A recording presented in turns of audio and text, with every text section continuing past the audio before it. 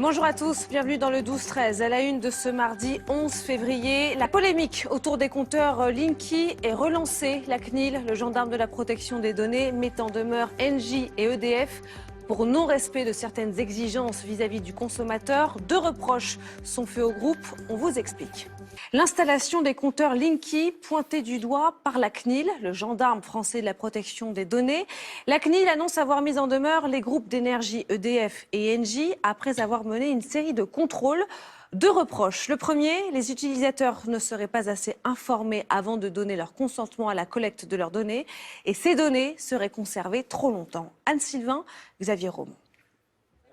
Allez, on démarre en file indienne. Une chaîne humaine pour protester contre le boîtier Linky dans le Vercors ou cette manifestation en Bretagne à l'été 2018. Le compteur intelligent est bien loin de faire l'unanimité. Flicage à domicile, quoi. C'est bon, quoi. Ils savent à quelle heure on est là, combien on est dans la maison, à quelle heure on prend sa douche ou qu'on prend son café ou j'en sais rien. Tout est connecté. De toute façon, pour ça, on veut pas de ce monde-là, quoi. Cette fois, c'est la CNIL qui met en demeure EDF et Engie. Selon le gendarme de la protection des données, le consentement du client n'est pas suffisamment éclairé. Il ne sait pas si ces données sont collectées à la journée ou à la demi-heure. Ce client, par exemple, met en route une machine à laver à 11h30 et à 18h.